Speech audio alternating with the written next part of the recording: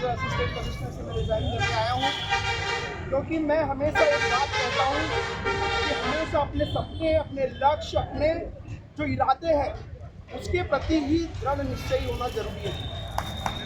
अब आप सोचेंगे मैंने रिज़ाइन क्यों किया, तो मैंने 7th क्लास में एक सपना देखा था 93। वो सिर्फ स्टोरी बताने का मतलब है कि अगर आप कुछ गोल निर्धारित कर रहे हैं तो उसके लिए आपको वैसी पात्रता रखनी होगी, आपको वैसा कार्य करना होगा, वैसा बनना होगा। तो मैंने 93 जब मैं 13 वर्ष का बालक था, मैंने एक सपना देखा था। मैंने अटल जी को पहली बार लाइव देखा और मैंने सोचा कि मुझे जीवन में अगर कुछ करना है तो सिर्फ राजनीति करना है, और मैंने ये जो रिज़ाइन किया है सिर्फ और सिर्फ राजनीति के लिए किया। माना कि मैं अभी तक असफल हूँ राजनीति में, लेकिन मैं उसके लिए प्रयास करने के लिए मैं ग्राउंड में आता हूँ। तो मैं आपसे कहना चाहता हूँ कि आपको जो भी जीवन में करना है, सबसे पहले उसके लिए क्या करना होता है, कितना डेडिकेशन देना होता है, कितना समर्पण देना होता है, और अपने आप को कैसे बनाना होता है, उस पर आपको फोकस करने की ध्यान देने की जरूरत है। खास करके मैं आजकल के युवाओं को देखता हूँ कि इनका ज़्यादातर टाइम सोशल मीडिया पर जाता है। फेसबुक, ट्विटर और व्हाट्सएप ये सब बकवास की चीज़ें हैं। इसमें 95% जो सूचनाएं होती है वो असत्य पर आधारित होती है, और वो ज्ञान अगर आपके दिमाग में है मतलब कूड़ा कचरा है। तो सबसे पहले आपको क्या सीखना है और क्या नहीं सीखना है, इस पर ध्यान देने की जरूरत है। आपको मैं बता दूं, अमेरिका के पूर्व राष्ट्रपति बाइडेन शासन में वहाँ पर 3500 शिक्षकों की नियुक्ति सिर्फ इसलिए की गई थी कि वहाँ के बच्चे कैसे इंटरनेट चलाएं। समझिए आप मेरी बात। तो इस चीज़ पे आपको ध्यान देने की जरूरत है, और जीवन में कोई भी चीज़ बड़ी नहीं है।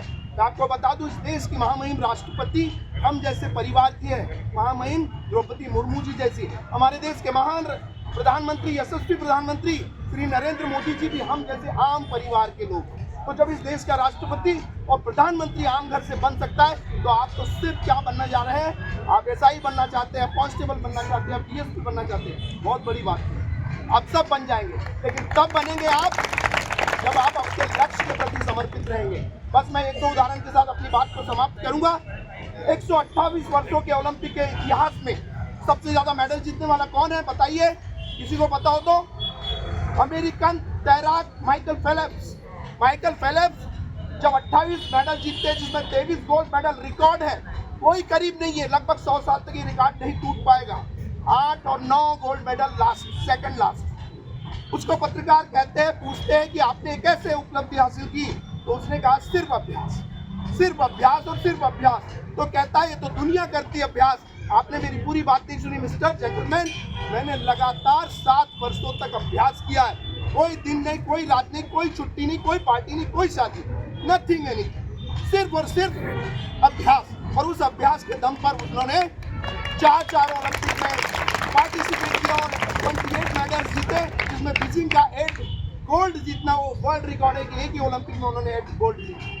तो कहने का मतलब जीवन में कुछ भी असंभव नहीं होता है, संभव तब हो जाता है जब हम उसके लिए दृढ़ निश्चय कर लेते हैं। फिर दूसरा उदाहरण एक और दे दूंगा, बस इसके बाद मैं अपनी बात को खत्म करूंगा। सेनेगल के एक महान फुटबॉलर है जिनका नाम है माने।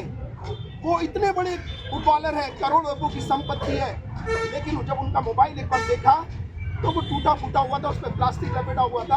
पत्रकारों ने पूछा, माने जी आप तो इतने बड़े आदमी हैं, ये मोबाइल ऐसा क्यों यूज़ करते हैं? तो उन्होंने कहा मोबाइल चल रहा है, मैं इससे बात कर सकता हूँ, जिस चीज़ के लिए उपयोगी है वो उपयोग कर रहा हूँ, मैं ले सकता हूँ, लेकिन मेरे पैसों का यूटिलाइज कहीं और है। तो वो अपने करोड़ों रुपए कई सारे ट्रस्टों को, गरीबों को एजुकेशन के लिए, हेल्थ के लिए डोनेट करते हैं। मतलब आप कितनी भी ऊंचाई पे चले जाए, लेकिन आपको अपनी जड़ें, अपना आधार, अपने लोगों को कभी नहीं भूलना चाहिए। तो ये दो उदाहरण आपको इसलिए कि आप कुछ करना चाहते हैं तो आप इनसे इंस्पायर हो। हमारे राष्ट्रपति प्रधानमंत्री जी कैसे थे और कहाँ गए, उनसे कैसे इंस्पायर हो। बस इन्हीं बातों के साथ अपनी वाणी को विराम देता हूँ।